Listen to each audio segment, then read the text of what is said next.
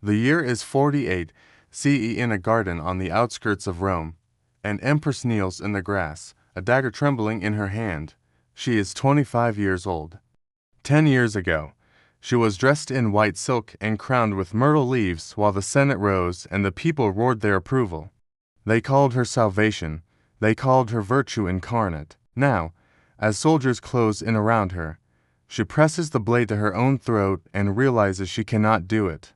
She cannot end what she has become. A tribune steps forward. His name was never recorded by history, but his action was. He drives the blade home. Valeria Messalina, Augusta, Empress of Rome, dies in a pool of blood on the very grass where she once held senators captive to her will. Within hours, her statues will be dragged through the streets and shattered. Her name will be chiseled from every inscription. Official records will be rewritten as if she never existed. Damnatio memoria, damnation of memory. Rome tried to erase her.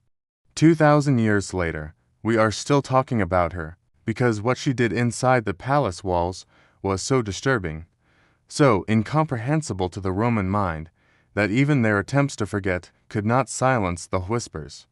To understand how an empress became the most feared woman in Rome, we must go back to the beginning.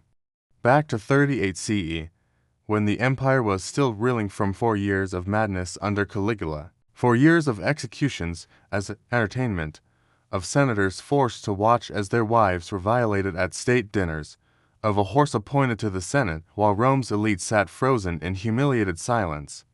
When the Praetorian Guard finally moved on January 24, 41 CE, they did not simply assassinate Caligula.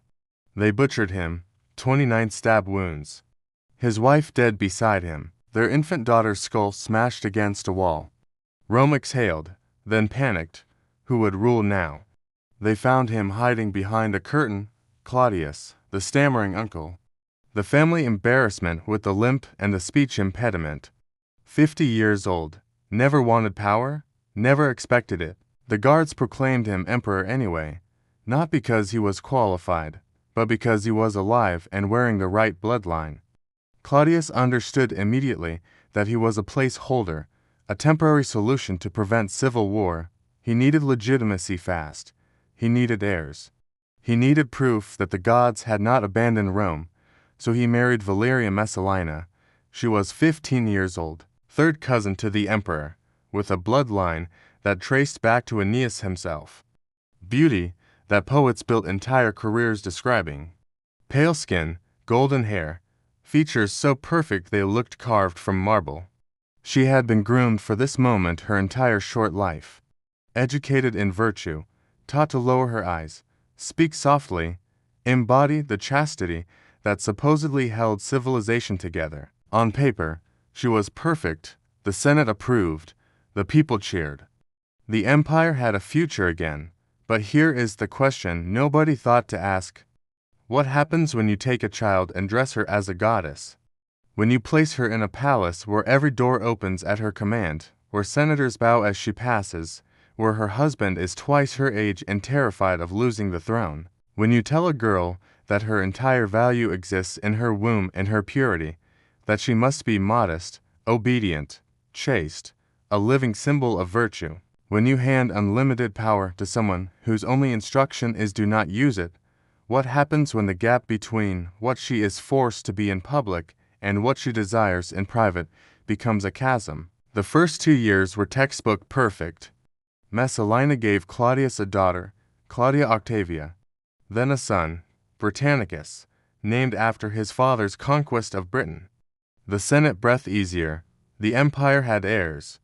She appeared at state functions draped in Mada silk, head covered, eyes downcast, every gesture choreographed for virtue. The perfect Roman matron.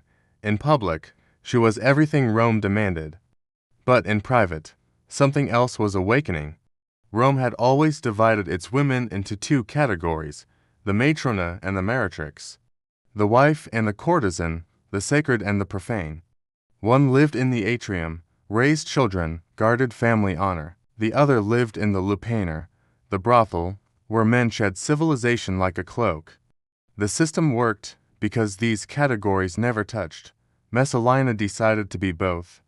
The first whisper came around 40 to see a senator returning late from Ostia, business running longer than expected, found himself in Rome for the night. On impulse, he visited the Suburra, Rome's red light district, narrow streets that smelled like piss and cheap wine, cramped insulae where oil lamps burned low and you could disappear into the dark. He chose a room, paid his coin. The woman entered wearing a dark wig, heavy coal smudged around her eyes, perfume trying too hard, myrrh and roses covering something that smelled expensive. She turned toward him. Their eyes met. He recognized the Empress of Rome, not a look-alike, not a rumor, her, according to Tacitus, writing decades later with his own agenda, but with access to palace insiders. This was not an isolated incident. Messalina allegedly adopted the working name Lysiska and became a regular at a brothel run by a woman named Scylla. Not for money, not from desperation, for the thrill of it. But what happened next will shock even those familiar with Rome's darkest hours. Think about the psychology of what Messalina was doing. Every client who did not recognize her became an unwitting accomplice. Every man who did recognize her became someone she owned, because what was he going to do? Report the Empress to whom? She was not just breaking rules. She was weaponizing the hypocrisy that built them, because Roman morality was always performance. Senators kept mistresses, generals visited brothels, married men slept with slaves, and nobody blinked. But women, especially aristocratic women, especially the Empress, were supposed to be above desire. Marble statues, breeding vessels, symbols. Messalina looked at that cage and walked out the door. She would return before dawn, remove the wig, wash away the cheap perfume, dress in imperial silk, and attend the morning sacrifice to Vesta, goddess of chastity, with the same serene expression she wore the night before. But the brothel was just the laboratory. The real operation happened inside the palace itself. Picture the banquets. Rome's elite sprawled on silk couches around low tables, golden platters heaped with delicacies, wine flowing from jeweled cups. Senators making small talk, generals discussing Britain. Very Roman, very civilized, until Messalina gave a signal. The servants left, the doors closed, new guests arrived. Gladiators still smelling of the arena, sand and blood and sweat, actors from the theater, foreign captives. Sometimes the teenage sons of patrician families, summoned under the pretense of discussing their fathers' careers. What happened next? The sources describe with horror and fascination. Forced performances, humiliating contests. Senators paired with their political enemies and told to entertain the Empress. Aristocratic women, married, respectable, terrified, coerced into acts that would destroy their reputations while their husbands watched from across the room, frozen. Refusal was not an option. A tribune declined her invitation. 3 days later, he was floating in the Tiber. A nobleman tried to leave early. His family lost their estate by week's end. The message spread quickly. The Empress does not accept no.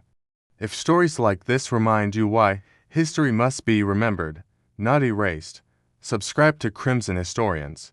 Because what Messalina built was not just scandal. It was a system of control more sophisticated than any army, and the ending will haunt you. The palace became a theater of power where humiliation was courtesy, where senators arrived at dawn to beg favors and left at midnight having performed acts they would never speak of again, where aristocratic families sent their daughters into the Empress's chambers and prayed they returned unchanged. Most did. Some did not. Nobody asked questions, because by now everyone understood the system. Messalina did not just wield power. She collected it, piece by piece, person by person, building a network of complicity so vast that nobody could move against her without destroying themselves. Every participant became a prisoner. Every witness became an accomplice. She did not need the Senate's approval. She had their shame, and shame lasts longer than loyalty. Shame is forever. Through it all, Claudius worked, building aqueducts, reforming courts, expanding the empire into Britain. The competent emperor everyone had underestimated. Did he know? Of course he knew. Rome was gossiping. Senators were whispering. His own freedmen were begging him to act. But what could he do? She was the mother of his heirs. Moving against her meant admitting he had been humiliated before the entire empire. It meant civil war. It meant proving every critic right, that he had always been too weak to control his own house. So he did what powerful men have done throughout history when faced with unbearable truth. He looked away, he worked harder, he pretended the rot was not spreading. Until 48 CE, 10 years after their marriage, the year everything ended, it was autumn. Claudius was in Ostia overseeing Rome's grain supply, critical work because the city survived on Egyptian wheat and any disruption meant riots. He was doing his job, being the administrator Rome needed.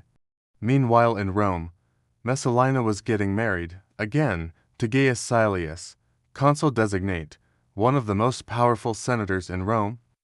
Young, handsome, ambitious, everything Claudius was not. But here is the detail that shatters comprehension. She did not hide it. This was not an affair in the shadows. This was a public wedding ceremony, with witnesses, with contracts, with formal vows. While still married to the emperor, the ancient sources describe it with stunned precision. Tacitus writes about the disbelief, the frozen moment when Rome's elite watched the empress take another husband in broad daylight, as if the rules simply did not apply to her anymore. Narcissus, Claudius's most trusted freedman, heard the news first. He rushed to Ostia and found the emperor reviewing grain ledgers. How do you tell an emperor his wife thus married someone else? How do you make him believe it when it sounds impossible? But the reports kept coming, senators confirming it, witnesses stepping forward now that someone was finally asking questions. The detail that sealed it, the marriage contract, was signed. Legal, witnessed, undeniable. The rage that came was not hot. It was cold. Final. Claudius returned to Rome with the Praetorian Guard at his back.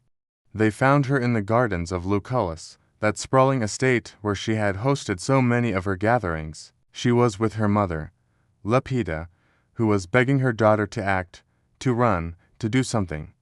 But Messalina seemed frozen, unable to believe that after 10 years of bending Rome to her will, Rome had finally bent back. When the soldiers arrived, she dropped to her knees.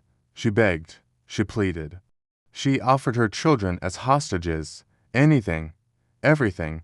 The soldiers did not respond. Orders were orders. She reached for a dagger. Her hand shook. She pressed the blade to her throat. Could not do it? That is when the tribune stepped forward and finished what she could not. Claudius ordered damnatio memoria, her statues dragged through streets and shattered. Her name chiseled from every inscription, official records rewritten as if she never existed. But 2,000 years later, we are still here, still talking about her. Because here is the truth about trying to erase history. It does not work.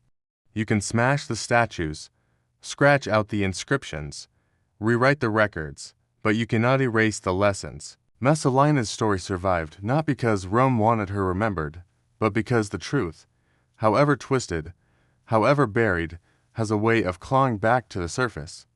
Stand in the ruins of the Palatine today, and you can feel something in the air, not ghosts, but something heavier, the weight of stories that could not be silenced even when they chiseled away the names. Because Messalina's story is not just about scandal. It is about what happens when power becomes a game, when shame becomes currency, when the people meant to lead an empire are too compromised to stop its decay. She proved that you do not need an army to control men. You just need to know what they are afraid people will discover. We like to think we are different now, that we have evolved past the corruption of Rome. But look at any institution of power today. How many secrets are keeping it together? How much of what we call stability is just shared complicity? Messalina's ghost does not haunt the Palatine. It haunts every place where power and shame sleep in the same bed. Leave a comment below. Do you think Messalina was a monster, or a product of the empire that created her? Because the question that haunts historians is this: When you give unlimited power to someone raised to believe they have none, when you tell them their only value is purity while surrounding them with corruption, when you marry a child to an emperor and expect her to remain modest while ruling an empire, what did Rome think would happen? The lesson is not that Messalina was uniquely evil. The lesson is that Rome created her, gave her power without purpose, then destroyed her when she used that power in ways that exposed their hypocrisy. Her name was erased, her story survived, and perhaps that is the most terrifying truth of all. The things we try hardest to forget are the things we can never stop digging up.